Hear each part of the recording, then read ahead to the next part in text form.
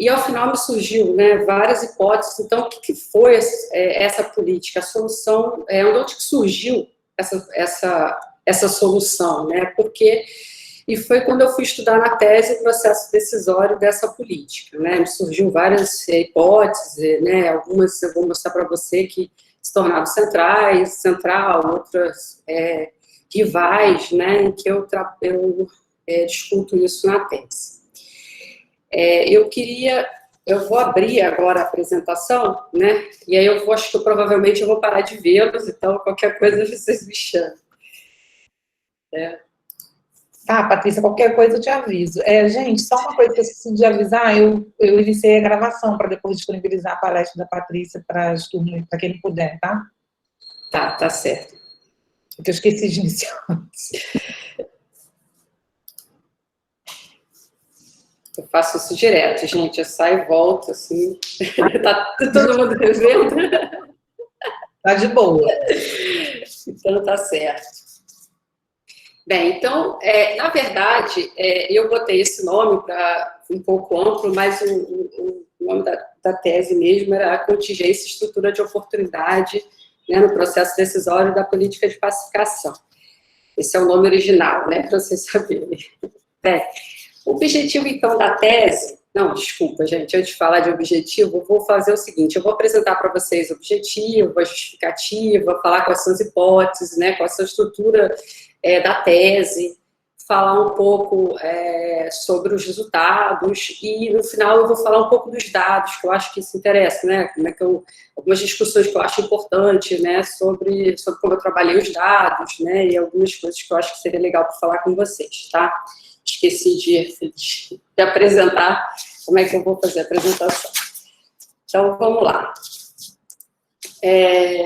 O objetivo, então, foi investigar, né, como e quais eventos contingenciais, né, influenciaram o processo decisório da política de pacificação, né, inserida na agenda governamental da área de segurança pública do Estado do Rio de Janeiro como solução, né, ao problema, né, da criminalidade violenta provocada por quadrilhas de tráfico de drogas por controle de território em áreas de favelas no Rio de Janeiro.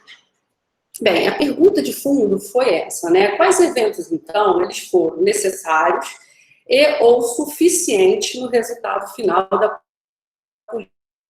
política de pacificação que foi elaborada, né? E aí, a partir disso, assim, que medida, então, esse discurso da pacificação, ele foi sendo, de fato, construído e colocado em prática a partir desses eventos contingenciais, né? Eu acho assim, para começar a dizer que, sim, para traçar o objetivo, né, foi importante, claro, um critério metodológico, né, uma definição conceitual, né, definir, né, o conceito de contingência, né, a profundidade do tema, a profundidade da política, eu acho que isso é fundamental, né, e o meu problema de pesquisa, né, ele me levou, né, a um diálogo, né, com uma literatura metodológica atual sobre inferência descritiva e causal nas ciências sociais, né, por meio de uma lógica e técnica qualitativa. Assim, trata-se, então, de um estudo das causas, né, a causa dos efeitos, né, qual foi a causa desse resultado, a escolha da solução política de pacificação. Então, eu elaborei a minha pergunta de pesquisa, né, a partir desses critérios, né, de necessidade e suficiência, né, isso me permitiu, né, descrever os mecanismos causal, né, que associou a contingência observada, né, ao resultado da política de pacificação.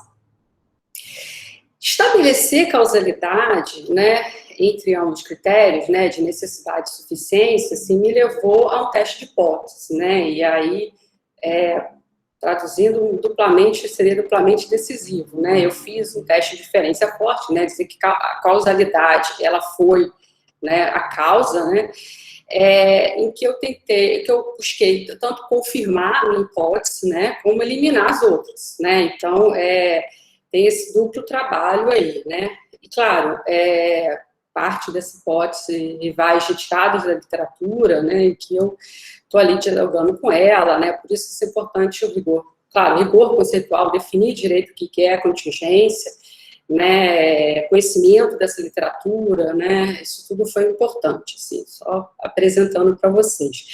Uma outra coisa, né, sempre que isolamos, né, o que nós acreditamos ser importante como causa de algum evento, né, a validade dessa afirmação, ela demanda simultaneamente expor a uma prova contrafactual, né, que na falta dessas condições, né, o evento poderia nunca ter ocorrido. Então, nesse sentido, assim, eu mostrei, assim, que esse elemento Olimpíadas, que eu vou explicar melhor para vocês daqui a pouco, a política de pacificação não teria acontecido, né, dentro, assim, dessa estrutura, desse volume, dessa envergadura que foi a política, né.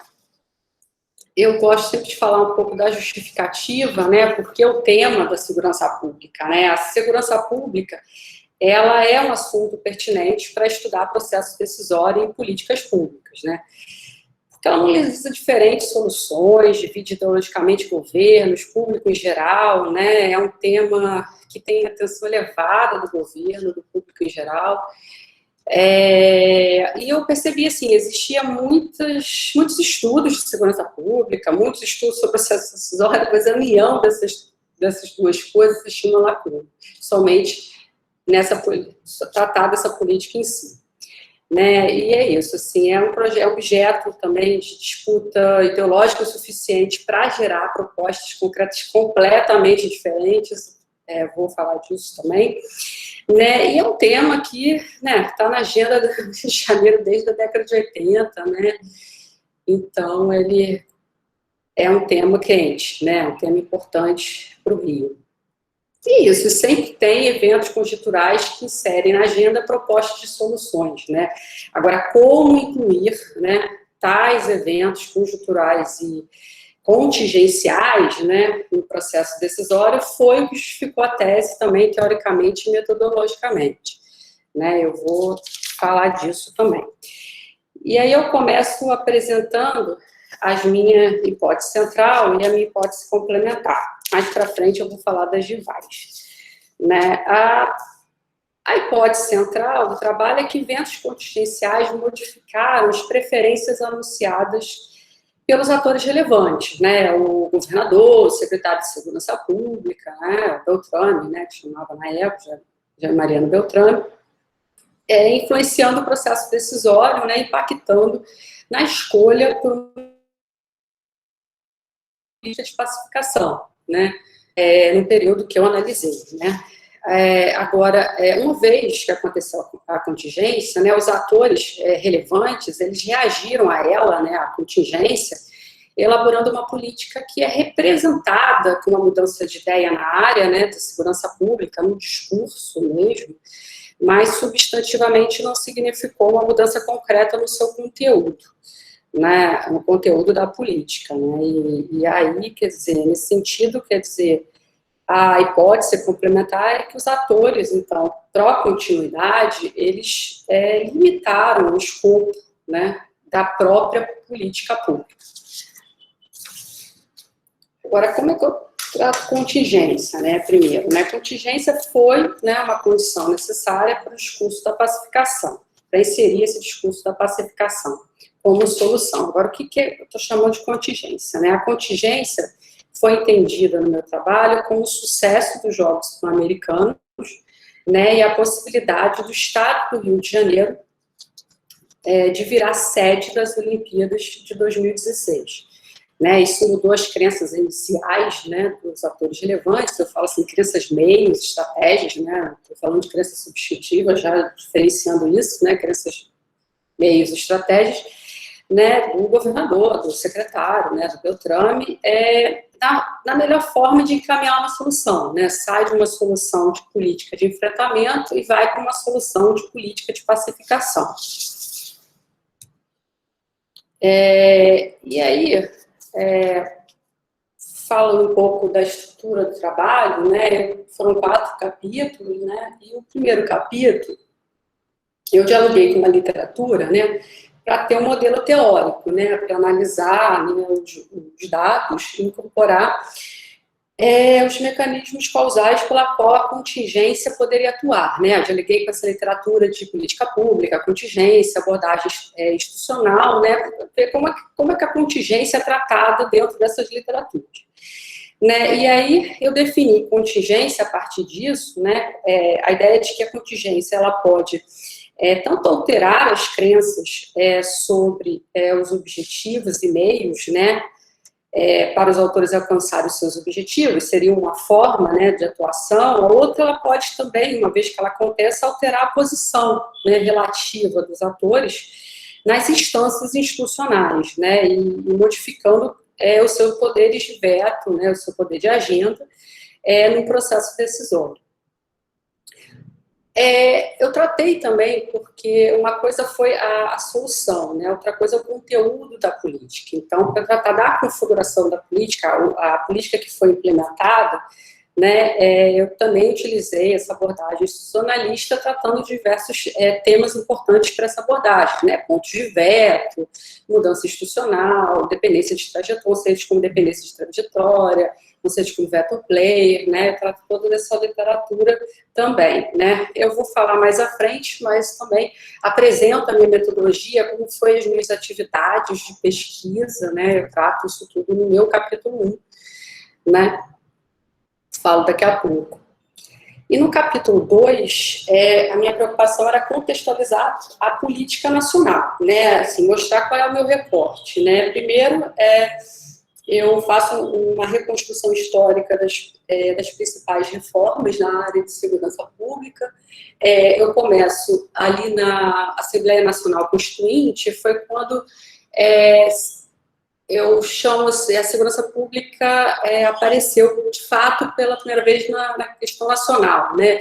Porque ela é inserida, passa a ser discutido um capítulo para a segurança pública na Assembleia Nacional Constituinte. Passa a ser um tema importante, né? Isso não tinha acontecido até então, né? Até a saída do PRONASSE, né? O PRONASSE foi um programa da área de segurança pública no governo Lula II, né? Do presidente Lula II, segundo mandato. E, bem, por que PRONASSE, né? Até a saída do PRONASSE, que ele acaba não sendo renovado lá no início do governo Dilma. Porque eu estava querendo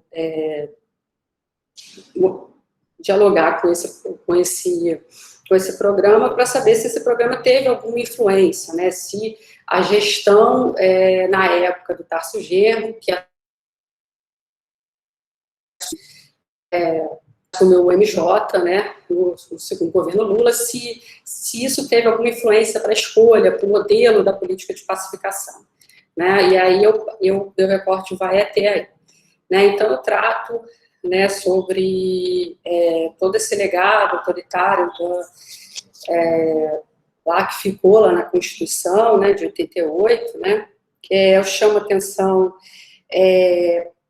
para o problema, né, da criminalidade violenta provocada por quadrilhas de tráfico de drogas, né, como é que ele vai tomando essa agenda do governo federal, impulsionando medidas, né, de lei, de controles, planos, né, eu trato de todos esses planos, né, mesmo aqueles que não saíram do papel, como do Collor, né, trata de todos esses planos, mostrando, né, a dificuldade, né, de modificar esse forte legado na área, né,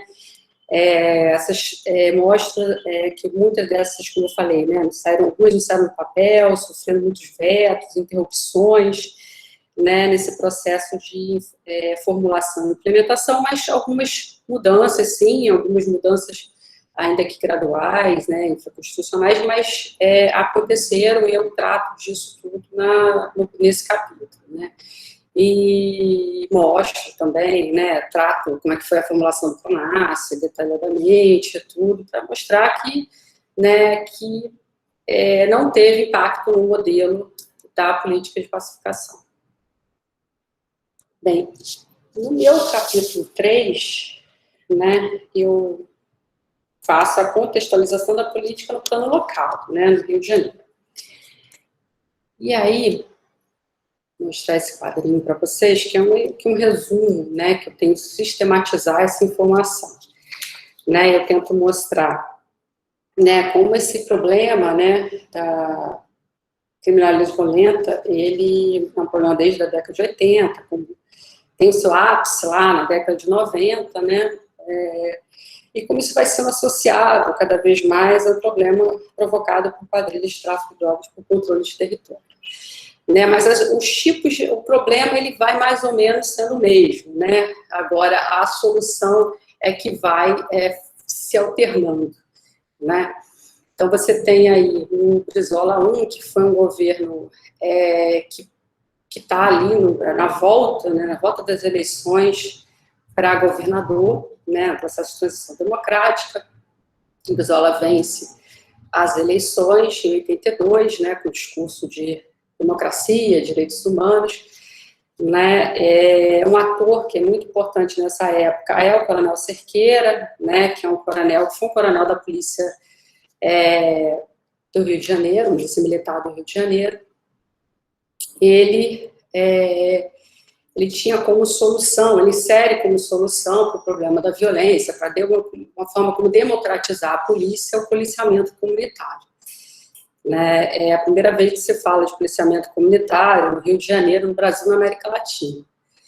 Né, então, ele foi um ator importante nessa época, né, que tinha a intenção, de fato, de mudar a forma como a polícia dialogava com a sociedade. E aí, tentando mostrar mais ou menos como é que eu tratei, né, o problema seria democratização, policiamento comunitário seria a solução, como é que seria essa dinâmica, né? Você tem um processo de transição democrática, você tem um governo de oposição, você tem um governo militar, né? A própria como ele assume, né, a secretaria, né? Eu falo que houve uma mudança para o displacement, né? Porque para nomear o Cerqueira, o Brizola, ele acaba com a Secretaria de Segurança Pública. Por quê? Porque, ainda que o governador pudesse nomear um secretário, ele tinha que ser aprovado pelo Exército. Então, uma forma para sair disso foi criar uma Secretaria Estadual da Polícia Militar e uma Secretaria Estadual da Polícia Civil. Automaticamente, o secretário da Polícia Militar também era comandante da Polícia Militar. Então, como trato esses atores subversivos, são aqueles atores que buscam dentro das instituições um momento oportuno para mudá-las, né, utilizando aí uma tipologia de mudança institucional da TL do Marrone, né, eu trato disso.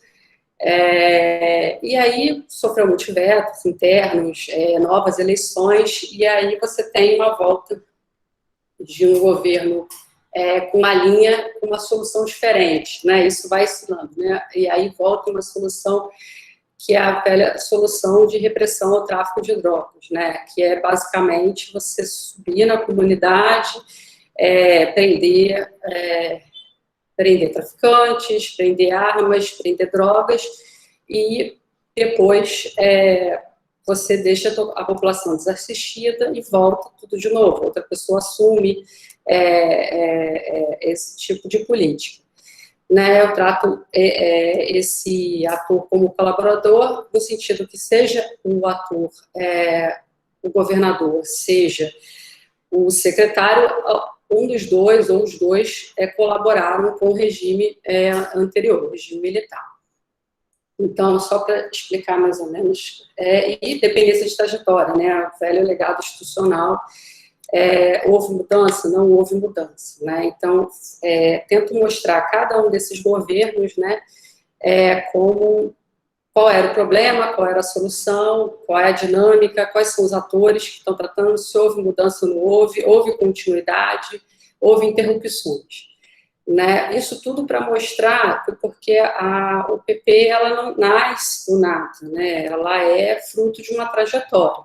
Né, ela é influenciada tanto por essa trajetória, por esses atores que tentam mudar as instituições por dentro, que são esses atores que vêm aí do legado do José Cerqueira. Ele é assassinado na década de 90, mas vários atores dentro da polícia sobrevivem, estudaram, fizeram parte de uma equipe que existia lá, que era justamente de construção desse projeto, porque o Nazaré volta na década de 90, quando o Brizola volta, né, como também esse legado de política repressiva nesse sentido, que eu falo de simplesmente a solução se baseava nisso, simplesmente subir, aprender armas, drogas, traficantes, mas não desmontar o sistema, simplesmente deixava a população desassistida. Mas nesse sentido eu trato detalhadamente no capítulo. Uma coisa que é também importante, que dentro do cenário, a segurança pública, ela entra também na agenda nas eleições para governador de 86. Né? Em 82 você tinha aí um discurso de democracia, de direitos humanos, né? Contra a violência policial, em 86 você tem uma virada, que é uma virada de um discurso de mais polícia e mais cadeia. Né? Vocês tinham uns logotipos muito interessantes, né? Tinha um do governador, de uma eleição para governador no Pará, que o candidato segurava uma arma da mão e falava assim, caça bandidos. Era o slogan dele de campanha, assim, mostro isso, né, como é que aquele ano foi um ano que, de fato, dali para frente, a segurança pública passou a ser um tema muito importante, né, a partir de 86. E aí, sim, né, entrando no capítulo, né, vamos dizer assim, mais importante da tese, que é o capítulo 4, né, que eu tento mostrar como é que, então, né, o discurso mudou. Né? Você tem como é que você sai de uma solução de enfrentamento para uma solução de pacificação. Né? Eu tinha duas hipóteses rivais, né? A mudança de governo e alianças partidárias foram importantes para a escolha da política de pacificação, mas a escalada da criminalidade violenta no estado do Rio de Janeiro, no final do ano de 2006, após o resultado das eleições para o cargo executivo do Estado, impulsionou o governo Cabral a formular essa política? Bem, primeiro falando da política de enfrentamento, eu estou chamando de política de enfrentamento porque ele falava isso o tempo inteiro, né? Ele chamava a política de guerra ao tráfico, a guerra às drogas, de política de enfrentamento. O governador. Então, eu tento mostrar, né, eu faço uma reconstrução aí dos fatos, né, do que aconteceu, né, dos eventos, da sequência desses eventos, para mostrar que, assim, o problema era, né, a criminalidade violenta provocada por quadrilha de tráfico de drogas por controle de território em favor. Né, o Cabral, as eleições lá em 2006, no segundo turno, né, ele faz aliança, né, com o PT, né, o PMDB estadual, ele era oposição, ele era liderado pelo Garotinho, e ele era oposição ao Lula, faz aliança partidária, né, finalmente o Rio de Janeiro, vamos dizer assim, tinha feito uma aliança com o governo federal. Você tem mudança, né, de quadros, você tem a mudança do MJ, sai o Tomás Bastos, entra o Tarso Genro, você tem, na Senasp, você permanece o Correia, né, o delegado Correia, mas o delegado Correia é a pessoa que indica o Beltrame, né, para o governo estadual. Então, esperava-se um posicionamento que os dois trabalhassem juntos, né, seguissem uma mesma pauta, né, dentro da área de segurança pública. Né, mas no final de 2006, você tem aí uma série de eventos, né, você tem aí ataques a cabines de polícia, você tem queima de ônibus na cidade, você tem vários acidentes violentos, né, você chega a ter pessoas que não conseguiam sair, foram carbonizadas dentro do ônibus. Então, foi um cenário bem complicado, né, E você vai dizer assim, não, aí ele começa um discurso, né, de, vou enfrentar isso, vou chamar as forças nacionais, mas quando você olha também o plano dele de governo, não tinha nada de policiamento comunitário, pacificação, qualquer tipo de projeto preventivo que conciliasse com o repressivo, mas que fosse, mas não, assim, tivesse uma gestão nesse sentido, nada. Você tinha simplesmente reformar equipamento, botar equipamento, viatura, e violência, tinha uma parte lá só de enfrentamento da violência, que era justamente o de sempre, né, prender traficante, drogas e armas, mas assim, tudo muito vago, mas estava escrito lá no seu plano de governo. Né? Então, quando ele assume o governo, ele já, no discurso dele de posse, ele faz toda uma declaração de guerra ao tráfico, né?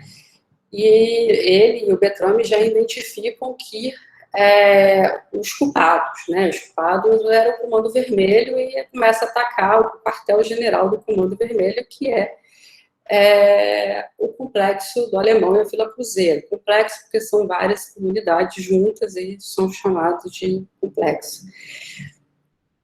E isso vai durante 2 anos seguidos, nessa política constante de subir lá na comunidade, prender algumas pessoas, algumas armas, né, poucas, né, são sempre muito poucas, e aí descia, aí de novo subia, e ficava nisso, e não resolvia o problema, né, foi isso durante quase 2 anos, e no meio desse caminho, né, eu tento mostrar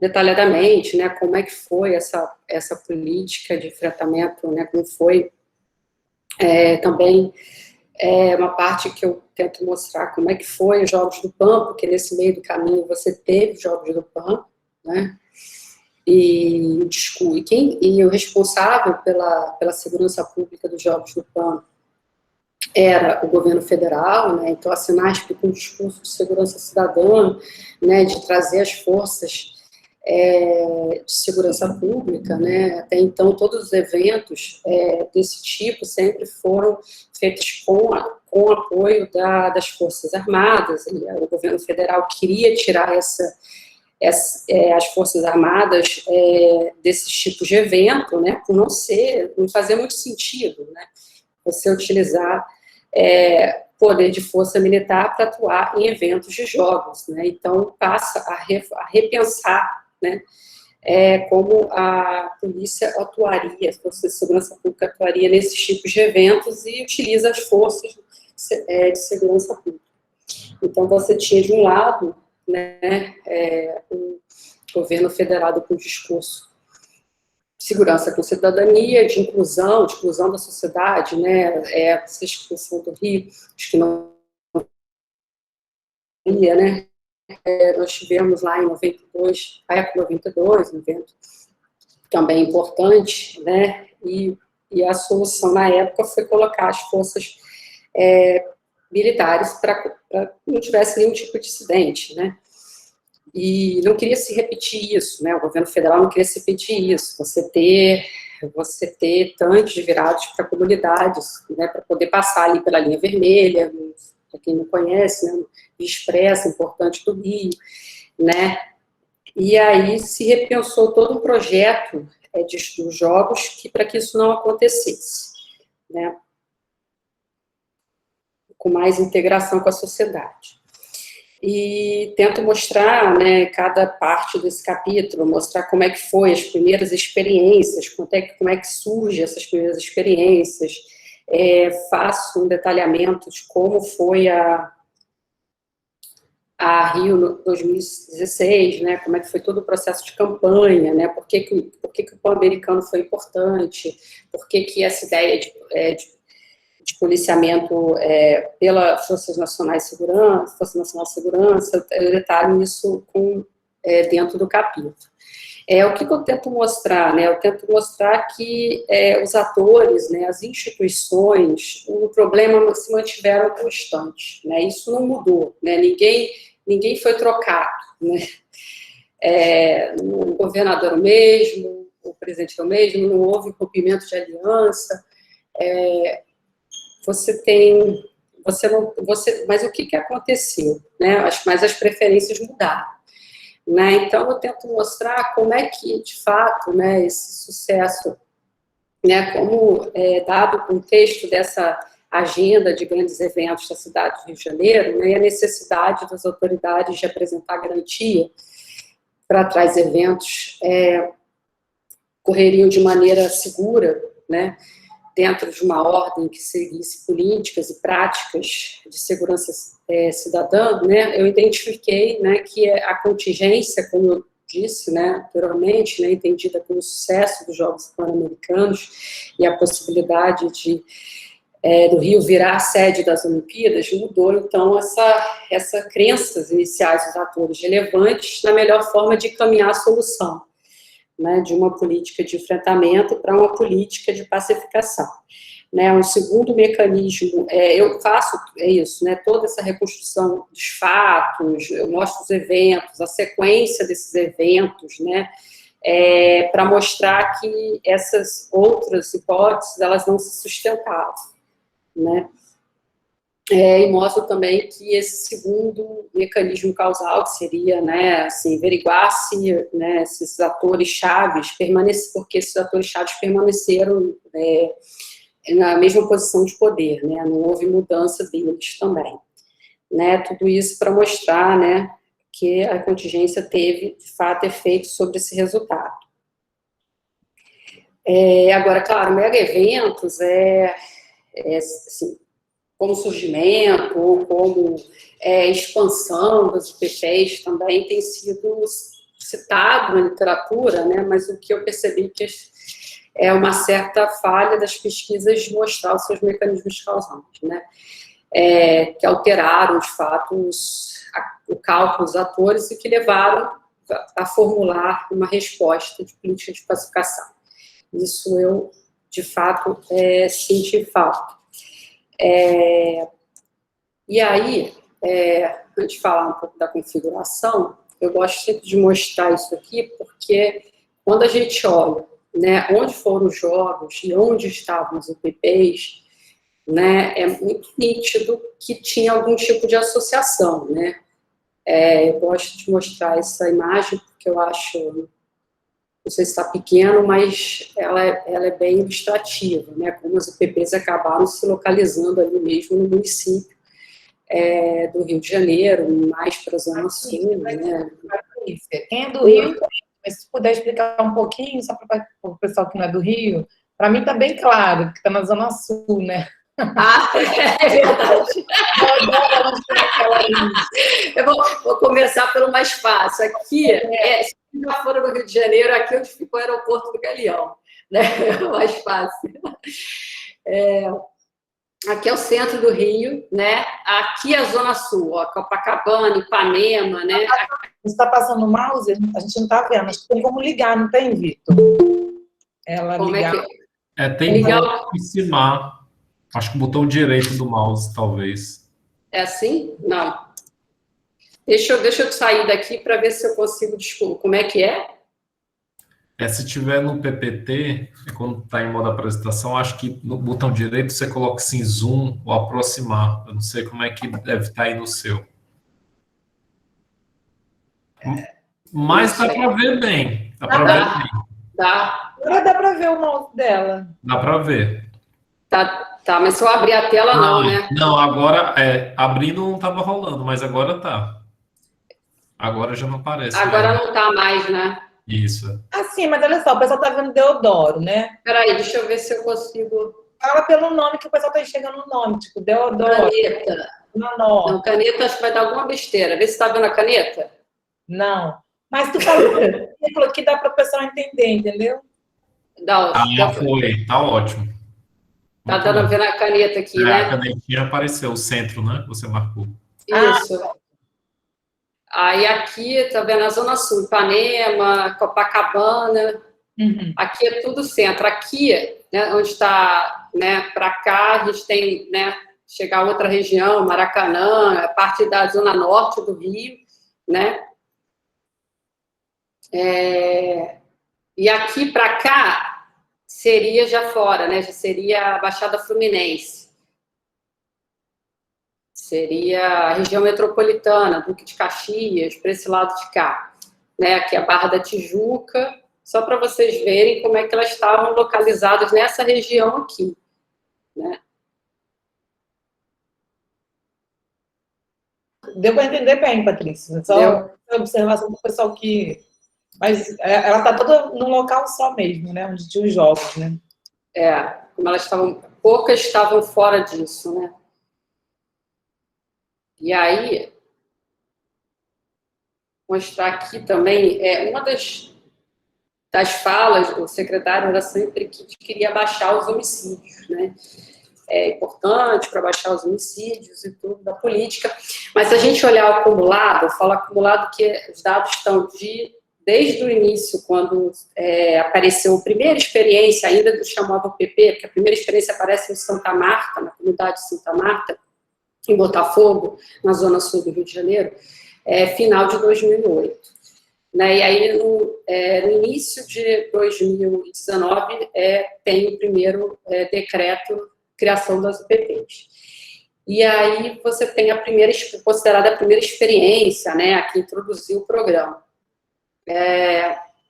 Então, assim, desde essa época, né, até 2014, que foi quando as UPPs entram em decadência. Então, esses seria o acumulado de homicídios, né, aqui, né, seria acumulado de homicídios, para tentar as áreas integradas de segurança pública, significa isso daqui, né, para mostrar que a maior parte dessas áreas não tinha o PP, né, ou se não, foi colocado o PP muito tempo depois, né. O Santa Marta, peraí, eu me enrolar com esse negócio. O Santa Marta está aqui. Não sei se eu consigo voltar com a caneta. Deixa eu ver se eu consigo. Está aqui, né? Por exemplo, né? Esse aqui é o Santa Marta. Ela estaria nessa área aqui, né? A comunidade que eles entraram com bastante guerra, né? No início, é essa daqui. Ela está aqui, né?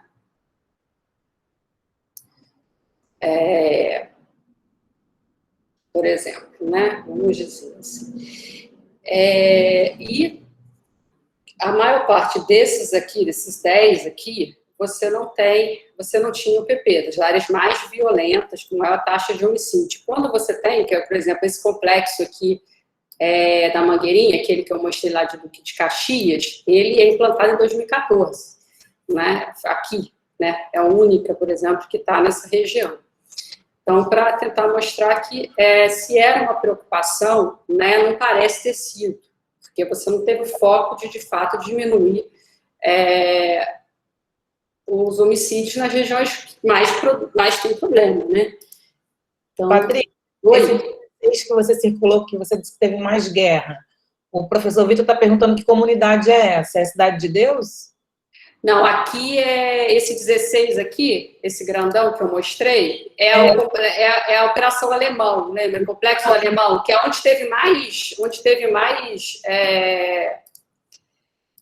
onde o governo mais focou, ali em 2007, 2008, né? Que há várias operações dentro do Complexo Alemão e Vila Cruzeiro, eles ficam aqui, onde eu botei essa...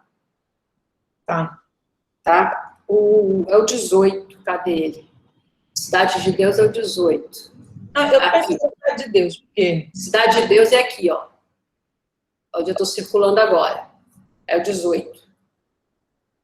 É onde fica Cidade de Deus, que foi também, né? Essa daqui foi a plantação da cabeça do coronel da época, né? Quando ele viu que teve Dona Marta deu certo, ele tentou implantar na Cidade de Deus também. Depois virou o PP. Uma das primeiras experiências esse aqui, Dona Marta e o Jardim Batão. Mas isso para mostrar, né? Você vai ler aqui, ó, 20, ó, não tem. Não, 20 não tem. Esse em 2014. 7 não tem. 9 não tem. 39 não tem. 8 não tem. Aí esse daqui que vai aparecer em 2000 também, vai aparecer em 2014, né? Então, assim, 24 não tem. Aí você vai vendo a quantidade de, né, comunidades mais violentas não tiveram como foco ter o PP, né? E não tiveram depois, né? Porque a última a ser implementada foi em 2014. Depois, em 2005, o projeto entra em total decadência. E Beltrame sai do governo em 2016. Só para mostrar mais ou menos, né, como é que era, né, do Estado, né, do município. Né, você teve aqui, claro, você teve no município principalmente, né, você tem aqui uma queda, né, ainda que seja alto, você teve uma queda aqui, né. Como eu disse, né, década de 90, os nossos piores momentos. Eu fico tentando botar essa seta e me enrolo, e aperto outra coisa. Não, tudo bem, só para explicar. Não tem nada não.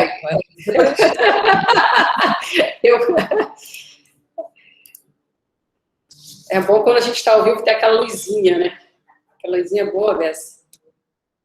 Bem, e aí falando um pouco rapidinho da configuração, né? Não vou detalhar tudinho, mas só para dizer, né? E aí quando você tem, né? Você tem muita inovação no discurso, né? Mas ele não se concretiza na configuração da política, né? Os atores, eles mobilizam as próprias instituições para dar uma resposta ao governo, né? À sociedade, né? Aos eventos, certo? Né? Então, eu tento mostrar nessa parte, né, tratando da configuração, primeiro como é que a visão de mundo do secretário, né, do Beltrame, que dentro da literatura das políticas públicas seria o empresário político, né, aquele que vai levar a política, né, para frente. Qual era a visão dele de mundo? Você vê muito essa parte quando trata de uma sociedade corrupta, que era a sociedade do Rio de Janeiro, polícia, reflexo disso, dessa sociedade, né, a ideia de que você tem que as áreas eram controladas por um exércitozinho que dominava o morro e que o importante era retirar esse território deles. Então, essa ideia de retorno de território está muito presente, e pacificação é a resposta à guerra, né, é paz mesmo, é isso. Né, o que é pacificação? É paz à guerra, né, um lugar que estava em guerra, eu vou levar a paz, né, literalmente é isso, né. Tento mostrar qual era a visão da polícia, né, como é que a polícia,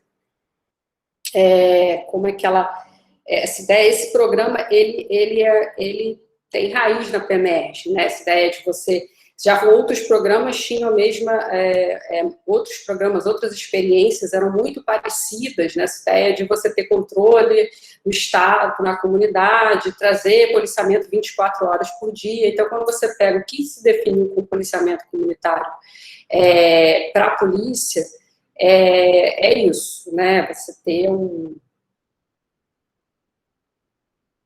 Aí está lá, dialogando com retomar esses territórios, está presente, inclusive, o plano estratégico da polícia de 2007, que foi feito pelo Biratã, né, Coronel Biratã, que foi um desses tenentes, né, da época da Zé Cerqueira. Você vê vários trechos, né, da ideia da UPP ali, também escrito ali naquele plano, né, eu tento mostrar isso, né, como é que essa ideia de você tomar o território, de você colocar na época era GEPAI, porque GEPAI era um programa que tinha anterior, né, na época do Rosinho, do Garotinho, todos esses naquela tabela lá, aquele quadro lá que eu mostrei para vocês, dos governos que tiveram policiamento comunitário, todos eles tiveram as suas tentativas de programa, né? Só que não com esse tamanho, com essa envergadura, com essa popularidade que a UPP teve, essa expansão que a UPP teve, mas tentando mostrar que isso não é cópia de um modelo externo, né? Não tem nada a ver com Medellín, não tem nada a ver com, até mesmo do Território da Paz, é completamente diferente, e tentando mostrar que não tinha, que é raízes da polícia, né? E também mostrar como é que essa política, ela foi também construída, institucionalizada de forma muito precária também, né? E assim, só ilustrativo, não vou ler isso aí, só para ilustrativo que eu tirei da tese, botei aqui só para mostrar, né, que o primeiro decreto simplesmente dizia que criava as unidades de polícia pacificadora. Né? Depois você tem, 2 anos depois, você tem um decreto que vai dizer, regulamentar a política, né? Mais ou menos como é que seria, na verdade, esse processo, retorno de território, instalação do PP, né? Uma coisa, mais ou menos o que seria isso, né? Esse programa de polícia pacificadora. Depois você dentro do legislativo, né? Eu fiz uma busca, né, tentando ver dentro do legislativo se tinha algum tipo de outra lei, alguma discussão, alguma contestação do legislativo sobre algum decreto, alguma coisa, né, que relacionada ao PP, né, e aí só aparece, né, pela primeira vez em 2010, né, e aí em 2011 é aprovado uma lei, na final de 2010, 2011, foi até o Alessandro Molon que tentou passar uma lei sobre a implementação das UPPs, mas isso vem depois, né, de quando ela surgiu, para garantir também a continuidade dessa política, né, que ela não pudesse, assim, troca o governo e acaba com a política, né, dar mais garantia ao projeto. E aí o interessante é que esses vetos que vocês devem talvez tenham vocês conseguido ler, né? Veto 2, 3, 4 e 5 foram todos vetados pelo próprio executivo, né? O próprio governador vetou a possibilidade da durabilidade do programa, né? Que é uma coisa estranhíssima, né? Então, assim, o legislativo ele não foi relevante no final das contas. Assim, lá depois de 2011, 2012, 2013, claro que depois eles aparecem nos discursos, né, falando bem, falando mal, quero plantar o PP aqui no meu município, acaba com isso, né, principalmente depois, lá para 2016, 2017, acabou, isso não serve para nada. Era isso, era o discurso deles do palanque, né, que se resumia ao papel do legislativo, que não foi relevante. Né, isso para mostrar que o programa, de fato, ele só é criado, vamos dizer assim, em lei mesmo, em lei, assim, decreto, né, falei errado, em decreto mesmo foi em 2015, quando o programa já estava acabado, né, você tem também uma espécie de relatório, né, que fala sobre toda a historinha do projeto em 2015. É um projeto que surge lá no início, no final de 2008 para 2009. Né? Por isso eu gosto sempre de falar que quando você estuda política pública, você tem que estudar o processo.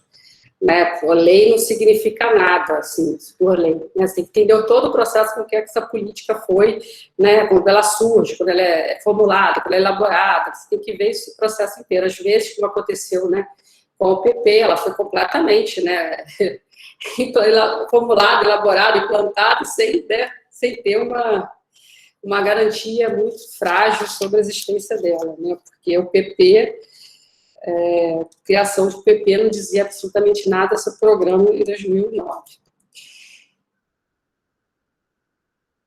E é isso, um decreto só para ilustrar, né? E aí, né, o que o trabalho ele tentou trazer de novo, né? Assim, resumidamente, é mostrar que fatores conjunturais ele teve impacto nas decisões, né? Os elementos conjunturais ele provocou mudança do político, né? Eu tento mostrar, né, as controvérsias, eu proponho reformulações também um pouco para a literatura de políticas públicas, né? Ela trata a contingência muito como eventos focalizados, né, com danosos, catastróficos, geralmente, né, quando as análises focam muito nisso, que podem ou não provocar algum tipo de mudança. Eu proponho que a contingência pode ocorrer, sim, mesmo quando o evento não é danoso, né, e que a gente deveria tratar a contingência como mecanismos causais, né, uma vez que ela aconteça, ela pode ser relevante ou pode não ser relevante, mas que ela pode, sim, explicar a produção de política pública, né, e elas podem influenciar tanto o cálculo e a formulação de preferência, né, dos atores relevantes, como também pode alterar, né, a posição dos atores dentro né, das instâncias institucionais, e aí você mudar o poder de veto, o poder de agenda. Né? E uma política pública, então, ela deve ser vista como resultado, né, de um conjunto de interações, né, que emerge a partir disso, né, de uma série de eventos, sejam eles catastróficos ou não. Né, como já falei, reforçando, né, mas dada essa contingência, né, como as instituições são fortes, como é difícil mudar as instituições também, né, como os atores eles mobilizam as próprias instituições, né, como recurso para apresentar uma nova proposta de solução, né, com o problema já identificado, né, como eu mostrei, o problema era o mesmo, né, a solução aqui muda no discurso, né, mais no discurso até, mas muda, né, e como na implementação essa mudança ela acabou sendo incremental ou com muita dependência de trajetória, né, o que resultou uma política que tinha um teor repressivo de retorno de território, com o teor preventivo de policiamento comunitário, né, e aí policiamento comunitário, como eu disse, assim, como a interpretação da polícia sobre o policiamento comunitário, né, policiamento comunitário, no caso, deveria ser, né, uma mudança da própria organização do processo decisório da política, né, que isso não acontece, né, do que é definido pela literatura, mas sim pelo que foi interpretado durante todos esses anos, como que é policiamento comunitário para esse grupo de atores. E aí, deixa eu só perguntar de Thiago. Bem, eu acho assim, né, essa análise, né, empírica aí do meu trabalho, ela se baseou num rigoroso levantamento de fontes, né, de dados primários, secundários, né, uso de triangulação das fontes de informação, né, checagem dos fatos, extrair as evidências, né, com o propósito, então, de inferir, né, de forma válida e confiável as descrições dos eventos mencionados nesse trabalho. Né. Uma coisa que eu acho sempre importante dizer, né, uma preocupação que tem na história, né, porque não deixa eu trabalho com essa análise histórica, é encontrar os documentos, né, os documentos são muito importantes, né, e as fontes originais, né, importante em pesquisas, principalmente de fatos conhecidos, né, que era um fato conhecido. O problema, né, de se basear em fontes secundárias, né, primeiro porque podem não ter, né, todas as informações, né, informações erradas, aí você pode acabar repetindo esses mesmos erros. Outra preocupação que você tem que ter a ver com dados de entrevistas, né, você tem que saber diferenciar o que é um sinal, o que é um ruído, né, checar essas informações, né, que você recebeu, confirmar, né, se tem outras entrevistas, se tem outras fontes de informação, cuidado, tem que sempre pensar, né, com a memória seletiva, né, o ator ele escolhe aquilo que ele quer te contar, né, você tem que estar sempre com isso na sua cabeça, né, falsa memória sempre você encontra, assim, as poucas entrevistas que eu fiz, eu achava pensado. Né, sempre tem uma falsa memória, quer dizer, quando a pessoa, ela lembra, né, de coisas que não aconteceram, ou ela tem lembranças detalhadas, né, que não corresponde à realidade. A outra coisa que os discursos políticos, né, e os documentos, eles acabam, no caso dos trabalhos comuns, eles acabam sendo muito mais fidedignos, né. As declarações, elas têm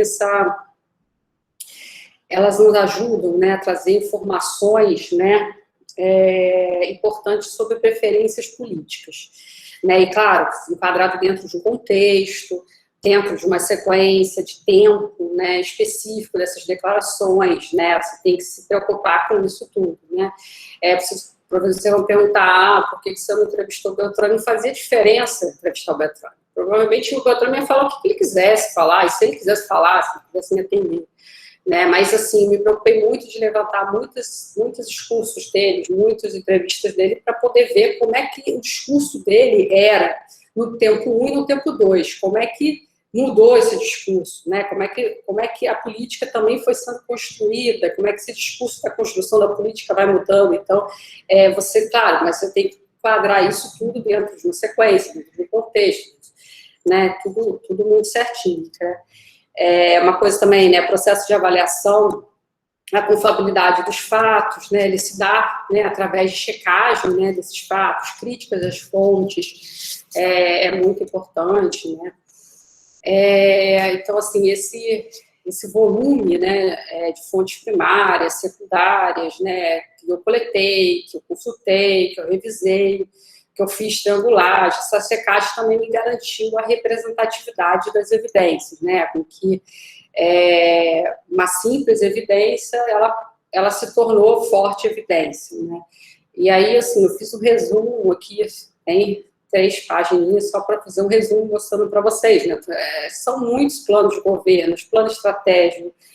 Sim, eu levantei muito dado, né? Muitos documentos, eu consegui ter acesso a boletins de informação da PEMERG, são os boletins da polícia, né? O documento importante para a polícia que os policiais recebem sobre tudo que está acontecendo. Que eles precisam saber, tem dentro desses boletins, mas eles também têm esses planos estratégicos, o que vai ser a gestão, quando qual vai ser a gestão dos próximos 4 anos da polícia, tem lá o livrinho deles também, né, eu tive acesso, né, alguns foram cedidos por a professora Ludmila, que Ribeiro me cedeu uma parte, teve alguns que eu consegui acesso, estavam liberados, né, principalmente em 2015, e teve uns que eu consegui, não posso dizer as fontes, mas consegui também. Então, todos os documentos da candidatura, porque era importante para mim saber não só o que foi, mas o que voltou. Então, você tinha lá um ponto crítico, a segurança era um ponto crítico, né? Então, a gente recebeu notas ruins, era uma atenção sobre isso, e todo o discurso do lado de cá para dizer que consegue, que isso é ser um legado, que já tem um projeto, esse projeto é tal, né? Eles apresentam isso nos materiais, nos documentos, né? Os documentos dos jogos. O orçamento também foi muito importante, porque, assim, será que esse projeto surgiu? Estava previsto no orçamento?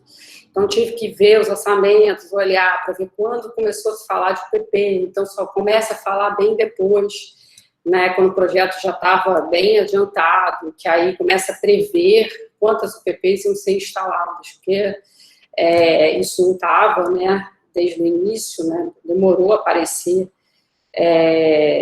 isso no orçamento, né, ainda que a gente sabe que depois, mais para frente, você teve um orçamento privado que durou um período, né, que é da empresa do Eike Batista, que eu esqueci o nome agora, que também tem o financiamento dele, outros financiamentos privados, mas isso é mais para frente também, né, nesse início não tinha previsão de orçamento, seja pouco, seja privado. Então, os orçamentos me ajudaram, né, você tem que esgotar a informação, né, você tem que esgotar, isso é verdade, assim, você trabalha com dados qualitativos, você tem que esgotar.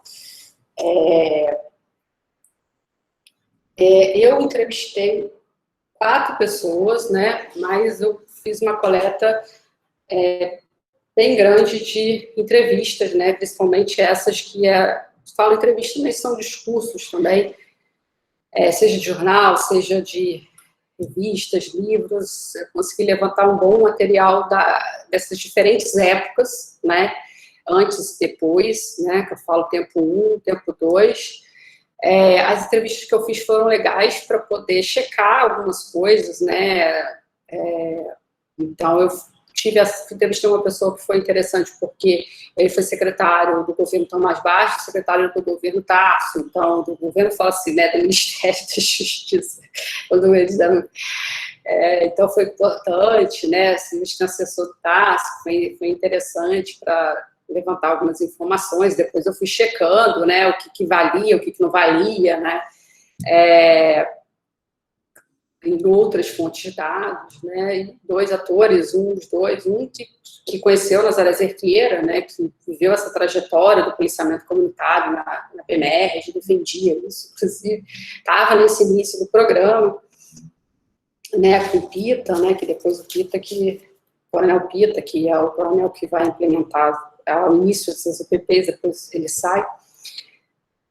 O outro, que era um coronel que foi coordenador das UPPs, que diz que escreveu lá o decreto de 2011, mas a gente nunca vai ter certeza, né, a informação que ele passa, né, algumas a gente nunca tem certeza, mesmo que a gente olhe tudo. E jornais, revistas, né, da época, né, a LERJ também, né, como eu falei, o discurso ele traz apenas informações importantes, né, de preferências, a sequência dessas declarações é importante, né, claro, literatura também, a literatura sobre segurança pública, sobre o que tinha sido escrito sobre o processo decisório de segurança pública, se tivesse alguma coisa sobre política, não encontrei, mas fiz uma vasta pesquisa disso tudo, né.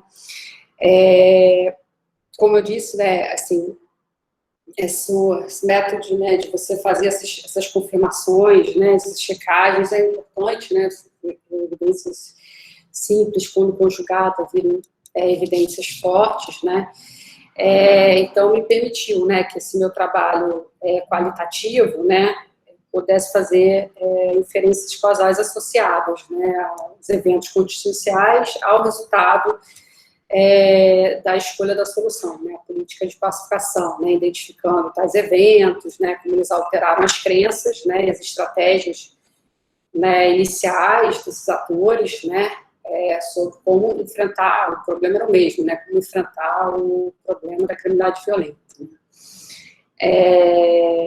Como eu disse, né, isso também foi possível, né, com esse cuidado de reconstruir historicamente os acontecimentos, mostrar a sequência temporal, a ocorrência espacial, né, visando definir precisamente, né, de forma limitada o seu conflitual, né, e com isso poder apresentar os processos da escolha dessa política, né, e assim, eu chamei de preferir mecanismos causais, né, mas esse processo, de mostrar esse processo, né, como é que se dá isso, também pode ser chamado de processo trace, análise, observação de processos causais, né,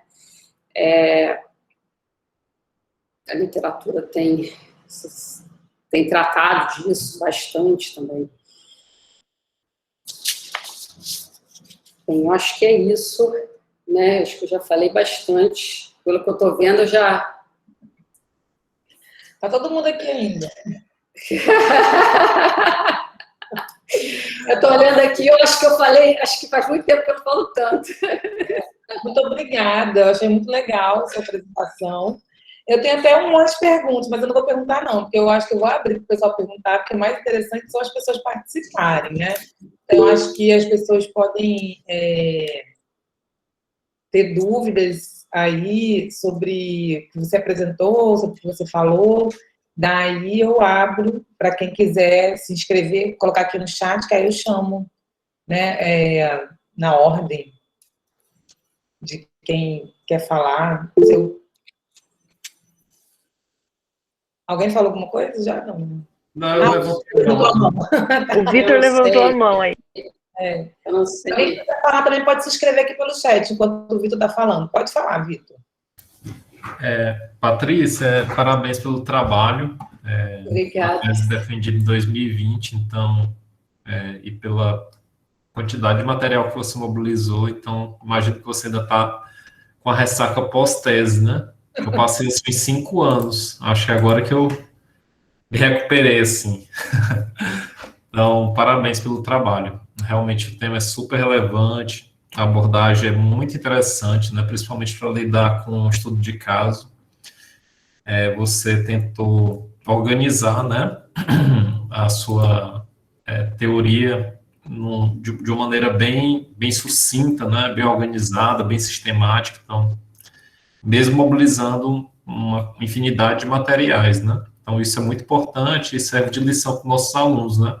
Não importa a quantidade de evidências que você tem, o mais importante é você saber selecionar o que é relevante. à luz da sua hipótese, né? Das suas hipóteses. Aqui, no caso, você tem a principal e a complementar. Então, parabéns mesmo, assim, isso casa um pouco também com a disciplina que eu estou ministrando, com a disciplina de metodologia, mas é meio que de desenho de pesquisa, e a gente está tratando especificamente de hipóteses. Então, acho que fez muito sentido para eles, né? A gente, hoje seria a segunda aula de hipótese, a gente vai até continuar um pouquinho aqui, depois da palestra, só para a gente arrematar, mas parabéns, realmente. A minha única questão, na verdade, é sobre os eventos, né, que você considera que existe uma série de contingências que mudam o curso da política, né? E daí eu queria saber de você como é que você lidou com possíveis condições omissas, né, nas evidências, né, que você coletou, né? Porque os políticos, eles, né, faz parte da arte da política, né? Esconder aquilo que de fato pode explicar, né? E o nosso trabalho é exatamente buscar essa causa, né? Então, eu queria só que você falasse um pouco da cozinha mesmo, da pesquisa, né? Como é que você pensou, né, em pensar, né, essas causas que muitas vezes estão escondidinhas ali, e a gente tem esse trabalho de buscar, né, quase como um arqueólogo, né, da política. Então, ainda mais estudo de caso, estudo de profundidade, como você propôs, né, de um tema tão delicado e tão multicausal como esse. E um outro aspecto também queria ouvir um pouco mais, né, até porque você mobiliza uma teoria de mudança institucional, na verdade, é mais uma confirmação, assim, um pouco dessa ideia, né? É porque me parece que a política ela é pouquíssimo institucionalizada, né? A ponto de que a contingência, ela devasta a política, né? Ou seja, os discursos, eles vão mudando quase como uma biruta, né? Conforme as contingências, né? Então, é isso mesmo? Eu não sei né? Enfim, como a tese é muito grande, imagino que tem muita complexidade aqui, é só porque tem a ver também um pouco com o que a gente também viu na disciplina, na nossa disciplina, aproveitando a deixa, que é a questão do neonacionalismo, né, de como essa perspectiva nos ajuda muito a compreender eventos políticos, né, processos políticos e particularmente política pública, né. Então, é um pouco desse sentido. Então, parabéns, ficam aqui as duas questões. Mais alguém, gente, quer fazer algum comentário? Bárbara, quer fazer um comentário? Escreveu aqui. Ah, quer falar, Bárbara, não? Você só escreveu? Não, eu acabei, bom, eu escrevi, mas eu posso falar também, tanto faz. É que o Vitor estava falando, eu estava pensando. Aí eu já escrevi já. Patrícia, muito legal sua tese, eu estou com ela aqui aberta, estava olhando, porque, enfim, ela, né, tem muito mais coisas, obviamente. Eu queria saber um pouco de você só como você lidou com os documentos, porque são diferentes documentos, né? Que você mobilizou, diferentes documentos, e eu queria saber um pouco, mas é curiosidade mesmo, de como é que você estruturou essa análise dos documentos, se você construiu categorias, como que você fez um pouco, assim, essa parte dos documentos, né? Porque tem boletins, aí tem leis, tem projeto de leis, são diferentes, né? Diferentes tipos de documento. Aí queria um pouco mais a curiosidade mesmo. Mais alguém? Bom, eu vou só complementar, então, já que ninguém perguntou, eu vou deixar os professores perguntarem, então eu vou complementar a pergunta do Vitor, Patrícia. Quando ele falou da política ser pouco institucionalizada, eu fiquei pensando um pouco nisso também, e se isso não explicaria o fracasso, né?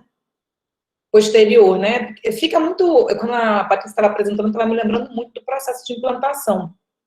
Eu morava no Rio ainda, né, das UPPs. A gente que morava em outras cidades, a gente ficava desesperado, porque os bandidos iam todos para Niterói, São Gonçalo, Duque de Caxias, aqueles lugares lá.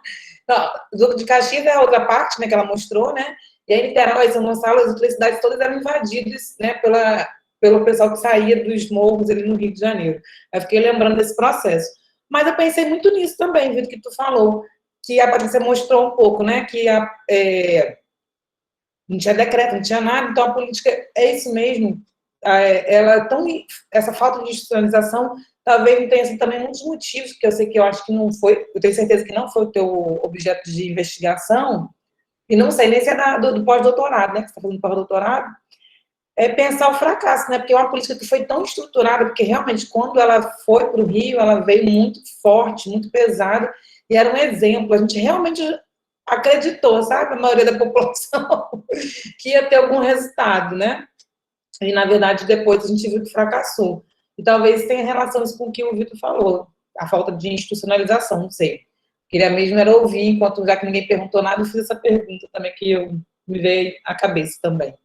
Fica à vontade aí, Patrícia, depois a gente faz uma nova rodada.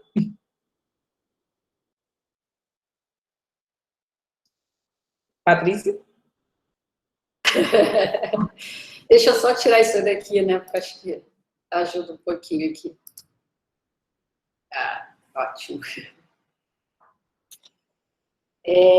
Vamos lá, eu acho que é mais fácil eu começar por essa pergunta. Sim, eu acredito, né, assim, acho que muito da tese, né, que eu acho que o processo de formular, você estudar o processo decisório, o processo de formulação de política, você explica muito o desastre ou o sucesso da política pública, entendeu? Então, assim, para mim ficou muito claro que a forma como a política aparece, né, como ela surge, como ela é estruturada, mostra, de fato, a baixa institucionalização dela, assim, né? Uma coisa que sempre os atores falavam, né, também é uma política também muito cara, né? Como é que você vai fazer? Você vai expandir isso? São, sei lá, são mil comunidades, né? Que seja 500 que tenha problema, né? Como é que você vai expandir um projeto desse que você tem que ter um contingência policial? Você chegou um momento que tinha 18% do contingente policial estava nesses UPPs. Então, como é que você faz isso, né? Então, assim, conversei, assim, os atores que eu conversei, ou entrevistas que eu li, né, de outros atores, né, eu tive acesso a uma série de entrevistas com alguns coronéis, que me foi cedida também, sobre memória de policiamento comunitário, aparecia muito nas falas deles isso, sabe, como é que se repetia, né, essa política com certeza, ela está fadada ao fim, né, isso não pode ser solução para a segurança pública, né, só isso, né, isso não pode ser, né? Então, de fato, sim, teve uma baixa institucionalização. Né? Falei, essa pergunta é mais rápida, né? E sim, o teste de jornalismo foi muito importante, né? Eu trabalhei com essa literatura, historialista, alguns trabalhos eu destaco que eu gosto muito, né? Sobre mudança institucional, eu não sei se aquela tipologia da Telly Marrone, que eu acho que foi importante para classificar, né, ajudar a classificar os tipos de tentativa de mudança gradual, para classificar os tipos de atores, né, também.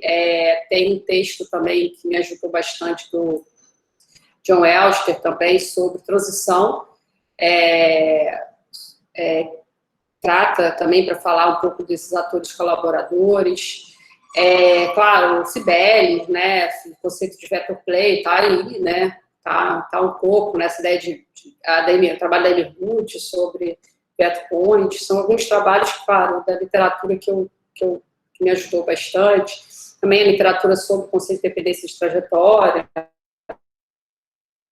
eu trato disso na tese, que eu acho que foi importante eu falo assim, dentro do institucionalismo é uma literatura que me ajudou muito a tentar enxergar o que de fato foi mudança, o que de fato foi continuidade, né? Então, eu tento classificar aquela tabela que eu mostro para vocês, essa literatura me ajudou muito também para poder entender como é que os mecanismos pelos quais a contingência poderia ter atuado. Olha, uma das minhas maiores preocupações, claro, né, você definir o conceito de contingência, definir o que é contingência. A contingência acabou sendo esse evento, né, e não vários. No início, eu confesso que me pareceu ser vários, sabe? Pareceu que tinha acontecido 4, 5 eventos, e aí depois eu fui desclassificando esses eventos, entendeu? Foi meio assim, eu cheguei a esse evento, né?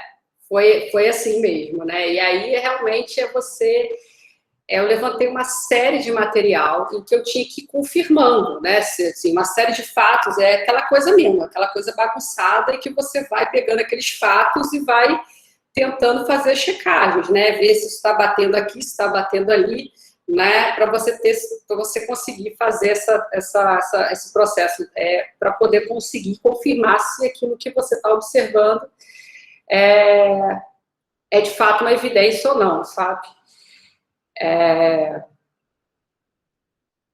Patrícia, complementando isso que você está falando aí, que acho que tem muito aluno que está aqui em fase de fazer projeto, então, provavelmente, no teu projeto, você tinha uma hipótese de que tiver mais de um evento, por exemplo, um evento de contingência? Sim. No meu projeto, sim. Meu projeto é aquela coisa de projeto, né? Você faz o projeto e as pessoas me olhavam e falavam assim na banca, como assim? Contingência, assim, né? Eu chamei gente da segurança pública, sociólogos, tinha político, tinha de tudo, uma banca bem bacana, inclusive, de projeto. E aí, no início eu tinha, né? Tanto que, por exemplo, no início, quando eu construí o projeto, eu ainda achava que o governo federal poderia ter peso ou não. Né? Então, o PRONASSE poderia ter feito. Então, eu tive que investigar o PRONASSE, pegar todos esses discursos também, né? Porque você tem que bater os documentos, bater com os discursos, achar todo esse material, tentar reconstruir o que aconteceu, né? Para poder ver se o PRONASSE ou não tinha sentido ou não tinha sentido. Né? E eu fui descair, depois de um trabalhão, eu fui e descartei. Não, o PRONASSE realmente não faz sentido. Né? Mas, realmente, foi um processo mesmo de descarte, até que eu cheguei à conclusão de que, fato, eram mega eventos. E aí eu tive que mostrar detalhadamente, né, por que eram mega eventos, quais eram os documentos que mostravam isso, quais os discursos que mostravam isso, qual era, quer dizer, fui tentando mostrar, teve um material também muito bom de memória das Olimpíadas, então eu fui batendo essas informações até chegar à conclusão de que era isso, né? E eu bati o pé firme até o final. Eu falei assim, mesmo que eu tivesse acesso, não faz sentido, porque só os discursos do Beltrame, só o processo já me dava sentido para mim, como é que esse discurso dele foi mudando, o discurso da solução, mas não o discurso do conteúdo, né? Isso é interessante, é confuso até, né? Como é que ele muda de um discurso de política de enfrentamento para um discurso de política de pacificação, mas quando você olha a política em si, ela está lá o que ele acredita, o que ele acredita que a política deveria ser, entendeu? Isso permanece na política, né? Como é difícil você mudar as instituições, né? Como elas são rígidas, né? Eu não sei se eu fui clara, mas eu sei. Mas isso envolveu uma série de bancos, né? E aí tem banco... sim, eu fiz essa classificação, né? Fiz lá os nós, né? O NVivo me ajudou um pouco a fazer esses recortes, eu utilizei o NVivo. Tem bancos que eu fiz... aí tem de tudo, né? Tem banco do Excel, eu também cheguei a fazer uma análise de rede, porque chegou um momento que me disseram, não, uma das pessoas que estavam na minha banca da qualificação, será que ver a ligação desses atores, aí eu fiz, não serviu para nada, mas eu fiz para desencargo de consciência, aquela análise de rede deles, assim. Alguém da qualificação fala uma coisa que você não vai fazer, né? Depois você vai apanhar na defesa, né? Então... Ai. Fez uma análise de rede, Patrícia? Eu fiz, ficou horrível, né? Porque não tinha muita coisa, né? Como é que esses atores se relacionavam, então não fazia muito sentido, mas eu fiz. Eu estava no anexo da tua tese, que tu aproveitou. Esse foi o que eu fiz no R também. Eu falei assim, mas isso não faz sentido nenhum, mas eu fiz, porque a gente também tem esses bastidores, bota umas coisas assim, porque eu acho que... Viu, gente? Não são só vocês, os alunos. Todo mundo passa por isso. Mas sim, claro, criei as categorias, né, dentro né, do NVivo, né, que foram mais importantes, né, para fazer as análises. Gente, alguém tem mais alguma pergunta, quer tirar mais alguma curiosidade com a Patrícia? Eu acho que ela falou muita coisa legal, né, para a gente... O papel da... diga, Alguém está me perguntando aqui alguma coisa. Alguém está te perguntando? Não. Ah, tá. Qual da polícia... Ah, pronto. Então, eu acho que a principal mudança que aconteceu foi dentro da polícia mesmo, né? Porque você tem, assim, desde a década de 80, com o Nazaré Cerqueira, né? Que o Nazaré Cerqueira, ele cria uma assessoria chamada TAI, né? Em que ele dizia que a gente não consegue mudar, para você mudar a cultura da polícia, você tem que mudar, por isso que vem essa história de você recrutar pessoas que acabam dentro da polícia. Ele fez isso com os tenentes, entendeu? Então, os tenentes chegavam lá, ele abraçava os tenentes e levava com ele para estudar policiamento comunitário, para pensar como reformular a polícia, fazer programas de policiamento comunitário. Nas 2 gestões dele, ele faz isso, né? E essas pessoas... existem, então, assim, acabaram se aposentando muitos agora, né, já foram embora, mas eles estavam aí nesse processo da UPP, né, mesmo o primeiro que enfrentou aquele processo de política de enfrentamento, né, você pega o plano estratégico, ele é todo baseado no plano do Cerqueira, né, no plano que o Cerqueira fez na década de 80, claro, na época foi muito ridicularizado pelos outros coronéis, que não aceitaram muito bem essa ideia de reformulação, né, da polícia, como garantir os direitos, de liberdade, né, dos cidadãos, não foi um discurso muito fácil. E aí dentro desse plano estratégico tem, né, lá que ia ter um programa em que na época se chamava GEPAI, porque GEPAI era o programa que era dado na época do governo Rosinha e Garotinho, de policiamento da época, né, e era isso, era você ter o momento de você ir o BOP e retomar o território e depois você implantar o GEPAI, né, dar policiamento 24 horas por dia para a população. Assim, como eu falei, a interpretação do que a polícia chamava de policiamento comunitário, né, não o que é definido exatamente como na literatura.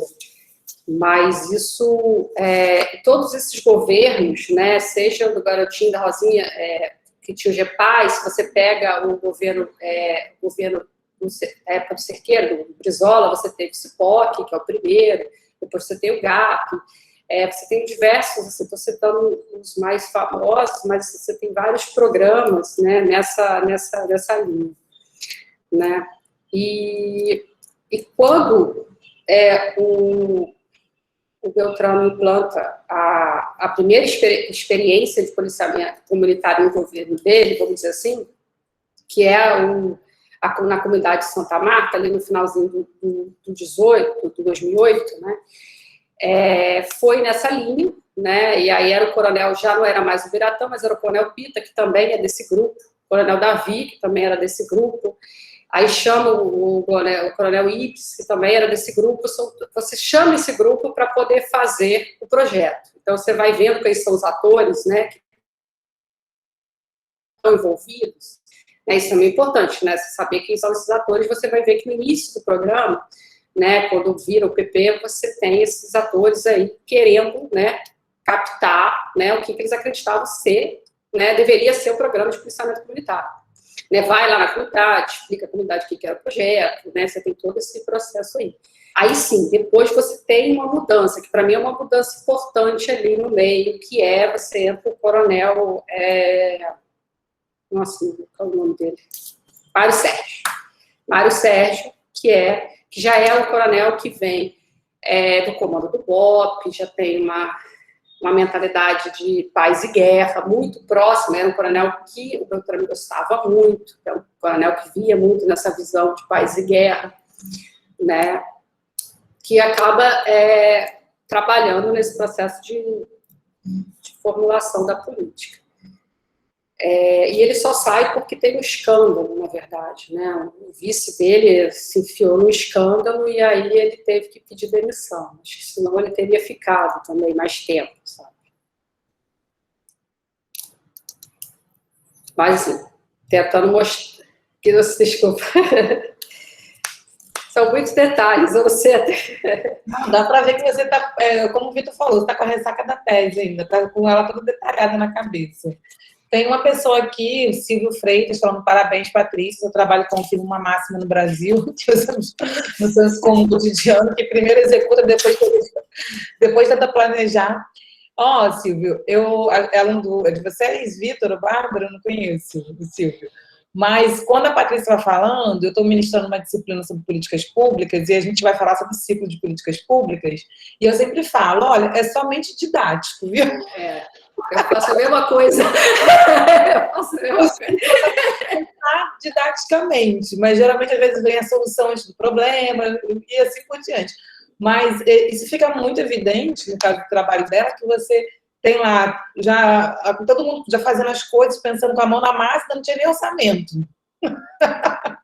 Né? Não que o orçamento seja uma das fases, mas é algo importante para o planejamento, como o Silvio citou aqui. Mas, Patrícia, eu queria agradecer muito, não sei se o professor Vitor e a Bárbara querem falar mais alguma coisa ainda. Eu acho que a gente está aqui se aproximando, caminhando um pouquinho para o final, porque tanto o Vitor quanto eu também vou voltar ainda com a minha turma ainda.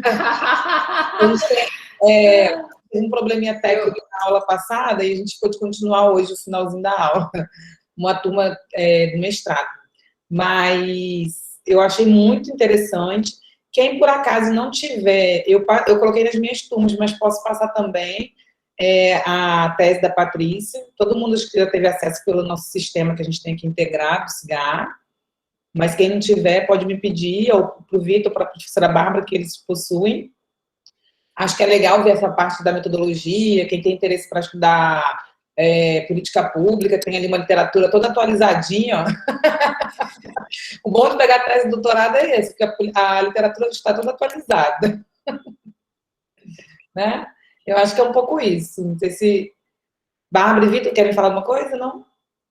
É só parabenizar, realmente, assim, eu acho que é um trabalho super relevante, gosto muito das tentativas que a gente tem na ciência política de tentar organizar um pouco, assim, o processo super confuso, né, super nebulosos, então, ir mobilizando uma massa de informações gigantesca, né, pelo que eu vi aqui, eu estava olhando depois com a tua tese, fiquei impressionado, né? A gente acha que 4 anos é bastante, né? Mas a quantidade de material é assustadora, né? E uma política muito complexa, né?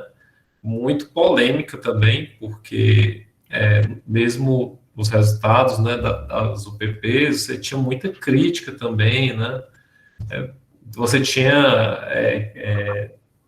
enfim, era um processo super complexo, porque tinha uma coisa também de ocupação, né, de comunidades, né, então tem questões culturais envolvidas, você tinha regras, né, e então isso é super complexo. No tempo eu morava no Botafogo, eu tinha ido um pouquinho antes, depois eu fui um pouquinho depois, né, foi um tempo que eu fiquei ali do IUPERJ, isso em 2010, 2009, eu acho. E o programa estava bem no início, né, o projeto, né, a política, no Morro de Santa Marta, né? E eu inicialmente morei no São Clemente, depois eu morei na Voluntários. E assim, aí eu aproveitava para conversar com as pessoas, né? O cara do bar, o cara da padaria, né? E aí era muito complexo, né? Assim, as pessoas não tinham muita clareza se gostavam, se não gostavam. E é interessante, né? Você dar um traço acadêmico, né? Em uma política que claramente ela realmente foi criada por decreto, né? Você precisava resolver, ou pelo menos amenizar, atenuar, né, um problema, né, diante de um mega evento que a gente teria, que era a Olimpíada, a Copa do Mundo, né, tudo junto. E você tinha uma situação ali que demandavam muito mais do que o PP, né? Você tinha então uma política de reorganização urbana, né? De outras políticas, né? E um aporte de recursos também que, como você bem falou, né? Já ocupavam uma boa parte, né, dos recursos destinados à segurança, mas você tinha uma série de outras políticas e isso tinha que ser muito pensado, inclusive com o legislativo, né? Você cria isso via executivo, sem muito debate, totalmente top-down, né? E vai, né? Então, muito interessante ver isso bem organizado, bem explicado, bem descrito, né? Na tua tese. Então, parabéns. E uma coisa, Vitor, só para complementar o que você está falando, é ali no Dona Marta, né, que tu conheceu, que é pequenininho. As outras não funcionavam muito, foi a Dona Marta que funcionou, que foi a primeira, e aquela outra segunda, né, que é pequena também, né. Mas quando tu vai para o Complexo do Alemão, quando você vai para a Cidade de Deus, foi ali que a política começou a o negócio começou a ficar meio estranho, porque eles não davam conta, né, e acho que essa questão cultural que tu colocou é muito importante mesmo. A população, ela, na verdade, porque a política, como ela sempre foi muito repressiva, a população do Rio de Janeiro tem medo da polícia. Né? Quando você é parado na rua, de madrugada no Rio de Janeiro, pela polícia, por bandido, você não sabe qual que você fica mais com medo. Quem é fora do Rio que a gente fala isso, o pessoal fala assim, que é isso? Não, mas no Rio de Janeiro, as pessoas têm medo da polícia. A polícia é muito repressiva, ela é uma polícia que mata muito, né? Não sei se tem alguém que é policial, mas estou falando especificamente do Rio de Janeiro, não quero ofender ninguém. Mas, então, assim, é complicado mesmo. A questão cultural, eu acho que era muito presente, muito forte. Eu lembro do Complexo do Alemão, que era uma coisa bem difícil para eles, quando foram fazer a ocupação do Alemão. Né? Enfim. E nunca deu muito certo, na verdade, não sei. Na minha opinião, eu acho. Deixa eu aproveitar e falar uma coisa que você acabou me lembrando também disso, você está falando. Sim, assim, tem muitos, assim, sei lá, acho que a coisa que mais tem, né, é saber como é que a população, a percepção da população, a percepção dos policiais, acho que assim, o que mais tem de estudos sobre a política acaba sendo isso, que é o maior foco da literatura, acabou focando nessas duas coisas. Mas só para dizer assim, a contingência que que é a segurança pública, eu falo isso no trabalho, mas não falei aqui, que é muito comum, é exatamente isso, né, tem um assassinato de um policial, ou tem um incidente, e aí eles invadem alguma comunidade. Então, você teve o PPs depois que foram implantadas assim, a da Rocinha emblemática, porque você teve aquele caso do Hotel Sheraton, né? Eu não sei se é até engraçado, o Hotel Sheraton mudou do São Corrado para Leblon, inclusive, né? O nome, né? Ele, até o incidente ele era em São Corrado, depois do incidente o endereço dele passou a ser do Leblon. Acho que veio para pagar o incidente, a invasão, né, dos grupos do NEM, né, e aí você implanta um OPP na Rocinha que não deu nada certo, foi um horror aquilo ali. Inclusive, um dos comandantes, que era um dos comandantes das OPPs, né, você tinha uma coordenadoria das OPPs, ele acabou levando um tiro, ele sobreviveu, que é o Caldas, né. Ele até escreve um livro depois sobre essa história, mas porque não tinha como estabilizar aquilo ali, né? Do jeito que foi, né? Da violência que foi feita no negócio. São áreas muito grandes também, muito grandes. Assim, porque eles fizeram um estudo piloto na Dona Marta, é totalmente diferente. Gente, quando você vai... A Rocinha é uma cidade. Não, muito maior, né? Tem mais de 100 mil habitantes na Rocinha, né? Eu acho que tem mais de... Aqui no Piauí tem poucas cidades com mais de 50 mil, 10 mil habitantes, entendeu? Acho que só a Rocinha tem 100 mil habitantes. É uma cidade, então é muito complicado mesmo. Talvez é porque a gente... Aí pensando em política ideal, né? Que a gente não tem, enfim, não cabe a gente pensar aqui só pensando alto. Mas a gente teria que trabalhar primeiro muito mais a parte de cidadania mesmo, que é o que a gente fala, mas que demora, né? Não dá um resultado imediato eleitoral, que é necessário, para depois você ir com a parte do policiamento. Porque se você for ver políticas na área de saúde também, a Rocinha, por exemplo, é um dos locais que tem mais problemas de saúde, porque tem vários becos que são insalubres ali. E você está no coração do Rio de Janeiro, da zona sul do Rio de Janeiro. Né? Você tem becos que são irrespiráveis, que moram 5, 10 pessoas num cômodo, né? Então, são situações, assim, bem insalubres. E quer dizer, então você tem muita coisa para chegar ali antes da polícia, né? Mas que não chega. Enfim, acho que é isso um pouco, né? Sim, para final, é isso mesmo. E, claro, você tinha uma ideia de ter um projeto social depois, porque também é uma outra discussão que tinha na literatura, né? Assim, o PP social, essa ideia surgiu depois. Desde o início não tinha nenhuma ideia de se criar uma PP social e que só é criada 2 anos depois, que também acaba não dando em nada. Né? Você não tem, de fato, você diz que vai levar o Estado, quando você diz que vai levar o Estado, você não vai levar só a polícia é o básico, né? Se não tem polícia, você não tem mais nada, né? Então, só que o resto nunca chegou, né? Ela chegou um pouco para Santa Marta, né? Que foi um projeto que teve uma formulação minimamente do que eles pretendiam fazer, mas o resto, assim, é isso que você falou, não aconteceu. Verdade. Gente, eu vou interromper aqui a gravação, peraí. Quero agradecer, muito obrigada, Patrícia, demais, assim, achei muito legal, muito rico, acho que a gente tem que repetir mais vezes com você, com outras pessoas,